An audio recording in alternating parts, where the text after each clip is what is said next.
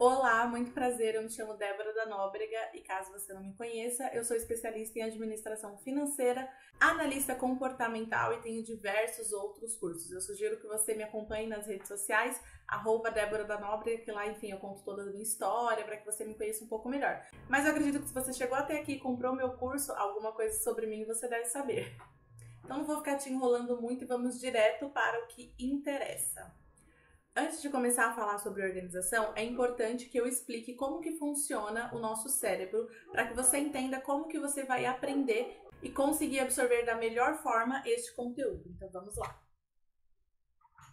Bom, primeiro ponto. Eu acho importante a gente falar que basicamente a gente precisa ter uma linha muito esclarecedora, só que essa linha ela é imaginária, que vai ficar dentro da nossa cabeça, ou seja, o que seria essa linha? É como se ela fosse uma reta, sabe? Uma estrada? Então, pensa numa estrada. E essa reta, ela tem que ter começo, meio e fim. Por quê? Não adianta nada eu começar a te explicar as coisas pelo meio. Não dá para eu começar falando de organização sem você entender aonde que isso vai impactar na sua vida. Ou por que você é uma pessoa desorganizada. E o que isso quer dizer? Que tudo na nossa vida tem que ter um sentido. A gente tem que ter um porquê fazer as coisas, para quê e por quem estamos fazendo aquilo. Então eu diria que o ponto crucial de toda essa mudança de mindset é o autoconhecimento. Então é por ele que nós vamos começar. A primeira coisa que eu acho interessante a gente falar é que o ser humano ele aprende de fora para dentro e de dentro para dentro. O que significa isso?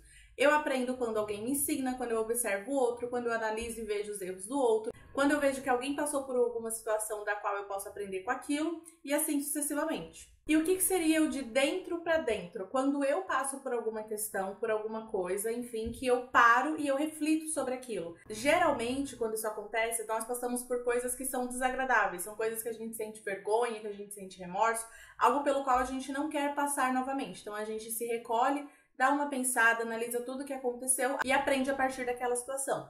Então, basicamente, num geral, é desta forma que todo ser humano ele aprende alguma coisa nova. Deixa eu mover aqui a minha bolinha. Pensando nisso, então, nós vamos estruturar agora a linha de raciocínio para que você entenda como que isso funciona dentro do nosso cérebro. Ou seja, a primeira influência que nós temos é a influência do ambiente. A segunda é a influência das pessoas com quem a gente convive.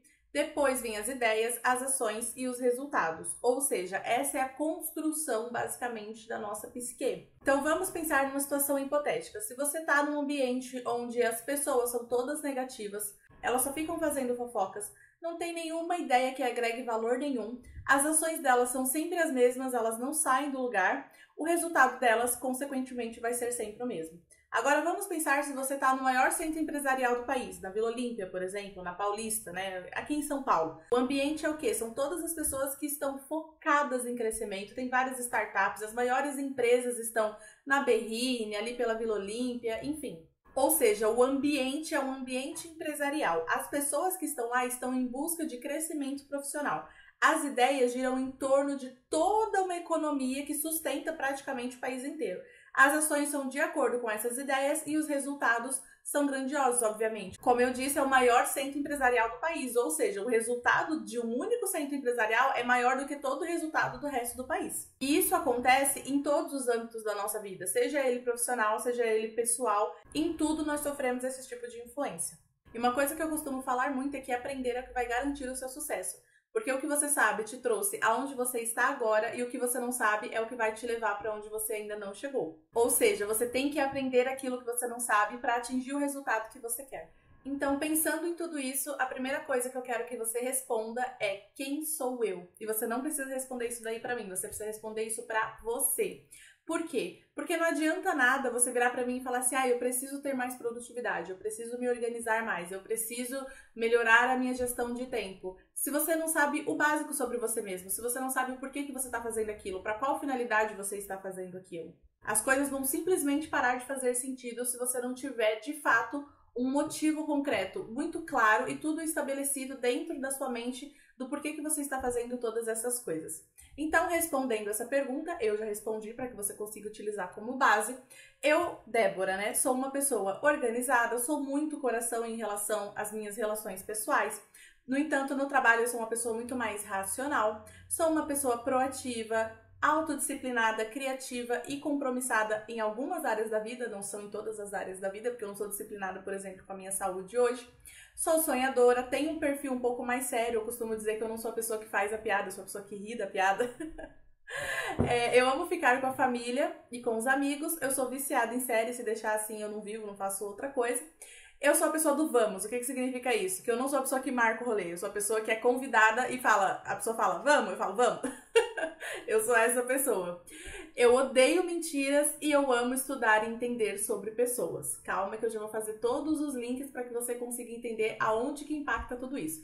Então, quando você for responder a essa pergunta, pode colocar qualquer coisa que vier na sua cabeça, o que você gosta, o que você não gosta, da sua personalidade, se você gosta de ficar com a família, se você gosta de rolê, se você gosta de balada, enfim, qualquer coisa. Isso vai impactar diretamente em como que você vai fazer a organização da sua agenda no dia a dia. A próxima pergunta que você tem que responder é: quais são seus projetos de vida, desejos e aspirações? O que seria isso? Quando a gente está pensando em organização do porquê que eu estou fazendo aquilo, para qual finalidade, essa organização tem que ter 3 motivos principais. Os seus objetivos, ou seja, você está se organizando para concluir os seus objetivos. O seu para quê, ou seja, você está se organizando para qual finalidade, qual resultado você quer atingir com isso.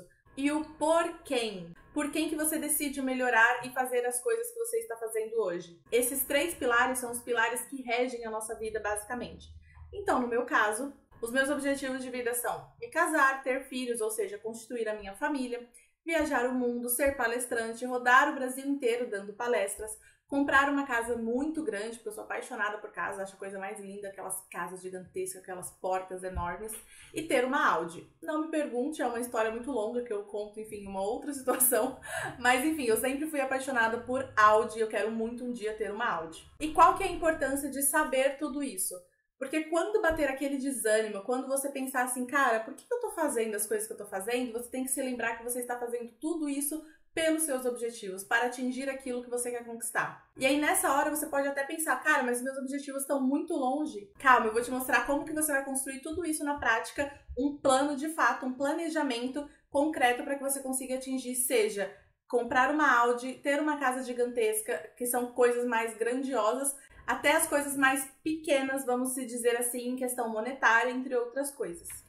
Bom, a próxima pergunta que você tem que responder é: quais são os obstáculos para que você atinja esse seu objetivo? No meu caso, eu coloquei que os obstáculos para atingir os meus objetivos seriam eu mesma. Por quê? Por conta da autorresponsabilidade. Hoje eu entendo que eu sou responsável pelas minhas escolhas e, consequentemente, eu sou responsável pelas consequências delas. E eu, particularmente, acredito que 90% de tudo que nos acontece, ou aquilo que deixa de acontecer, é responsabilidade nossa.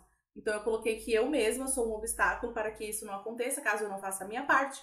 A procrastinação e o dar desculpas ao invés de dar resultados. Aqui você pode colocar qualquer coisa que você acha que possa te impedir. Dinheiro, falta de motivação, falta de apoio, qualquer coisa que vier na sua cabeça.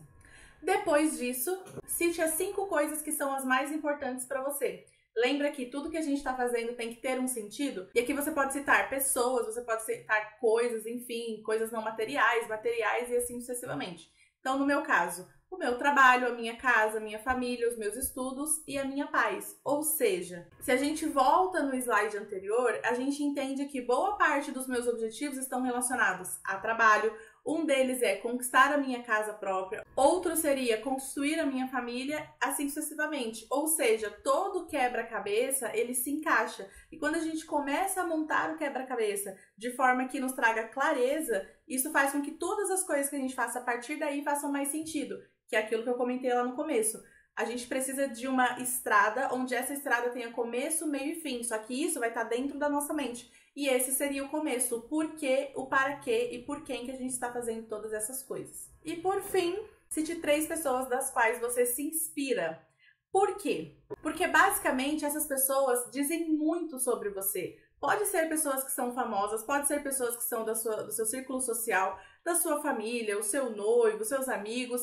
Não importa, pessoas que você se inspira nela ou que você vê algo que elas têm de positivo e que você acha muito legal. E para que serve esse exercício? Para que você consiga enxergar que tudo que a gente vê no outro, a gente tem dentro da gente. Ou seja, não tem como eu admirar alguma coisa no outro que não existe dentro de mim. E muitas das vezes a gente pode até ter dificuldade em reconhecer isso, reconhecer aquilo que a gente é bom, aquilo que nós temos de positivo. Só que por outro lado, a gente repara isso nas outras pessoas, entende? Então vou dar o meu exemplo. Eu me inspiro muito no Joel J, porque eu acho ele um exemplo de disciplina.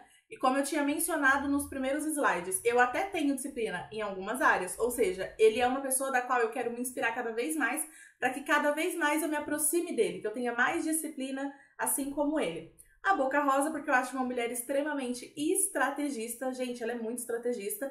E eu, particularmente, eu tive que desenvolver essa característica em mim, porque eu não tinha essa característica. Hoje eu até tenho, porque eu estudei muito e eu aprendi. Mas ainda assim, ela não deixa de ser uma das minhas inspirações.